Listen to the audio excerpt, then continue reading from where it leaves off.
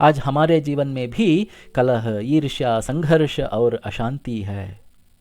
इनसे लड़ने की हमारी सबसे बड़ी शक्ति है दोस्तों, भारत भारती में आपका स्वागत है। क्या आपने कभी सोचा है, एक ऐसा अस्त्र जिसके सामने पूरा ब्रह्मांड भी विनाश के कगार पर पहुंच सकता है, वही ब्रह्मास्त्र जब महर्षि वशिष्ठ के सामने चलाया गया तो निष्फल कैसे हो गया? आखिर वशिष्ठ ऋषि के पास ऐसी कौन सी शक्ति थी जिसके सामने ब्रह्मास्त्र भी टिक नहीं पाया? और सबसे बड़ा सवाल, आज हमारे जीवन में उस शक्ति का क्या महत्व है? आइए जानते हैं महर्षि वशिष्ठ और विश्वामित्र की यह अद्भुत कथा। विश्वामित्र कोई साधारण राजा नहीं थे। वे अत्यंत शक्तिशाली और पराक्रमी सम्राट थे। एक बार वे अपनी विशाल अक्षौहिणी सेना के साथ दिग्विजय करते हुए महर्षि वशिष्ठ के आश्रम पहुंचे। वशिष्ठ ऋषि ने शबला नामक दिव्य कामधेनु की सहायता से राजा विश्वामित्र और उनकी पूरी सेना के लिए भव्य भोजन की व्यवस्था कर दी। इतनी विशाल सेना का इतना भव्य सत्कार देखकर विश्वामित्र आश्चर्यचकित रह गए। उनकी नजर कामधेनु पर पड़ी और उनके मन में विचार आया, यदि यह दिव्य गाय मेरे राज्य में हो तो कितना बड़ा लाभ होगा। उन्होंने कामधेनु के बदले असंख्य गायें, स्वर्णरथ, हाथी, घोड़े और अनगिनत रत्न देने का प्रस्ताव रखा। लेकिन वशिष्ठ ऋषि ने कहा, यह कामधेनु ब्रह्मा का वरदान है, इसे किसी भी मूल्य पर नहीं दिया जा सकता। विश्वामित्र ने तब बलपूर्वक कामधेनु को ले जाने का प्रयास किया। तभी वशिष्ठ की आज्ञा से कामधेनु ने अपने शरीर से असंख्य वीर सैनिक उत्पन्न कर दिए। उन्होंने विश्वामित्र की सेना को परास्त कर दिया। इस युद्ध में विश्वामित्र के 100 पुत्र भी मारे गए। अपमान और शोक से जल उठे विश्वामित्र ने राजपाट त्याग दिया और भगवान रुद्र की कठोर तपस्या की। उन्हें अनेक दिव्य अस्त्र शस्त्र प्राप्त हुए। अब विश्वामित्र लौटे और इस बार उनके हाथों में थी दिव्य अस्त्रों की अपार शक्ति। उन्होंने वशिष्ठ के आश्रम पर भयंकर आक्रमण किया।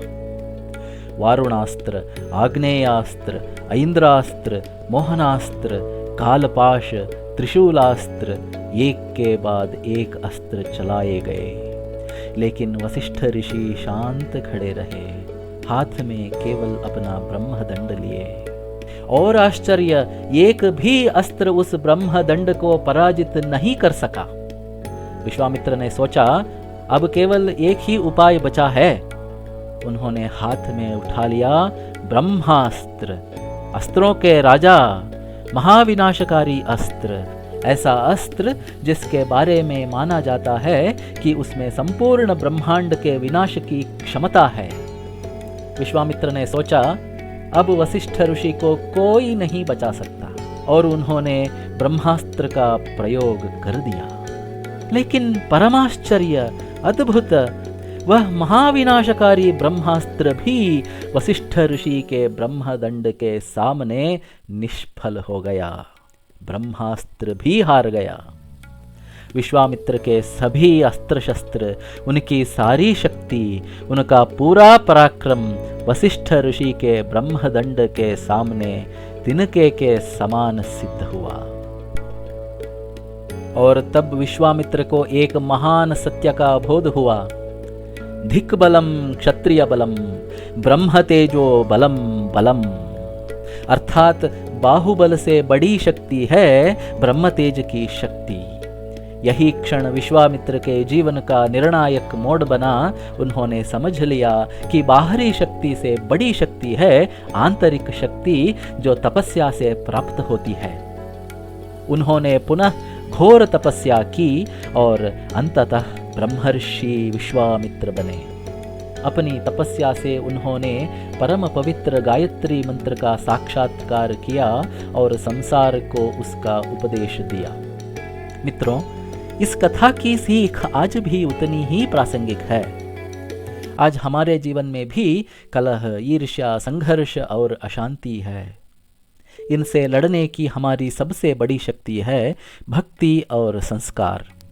अपने कुल देवता की आराधना करें, अपने इष्ट देव की पूजा करें, अपने घर की पूजा पद्धति और परंपराओं को जीवित रखें।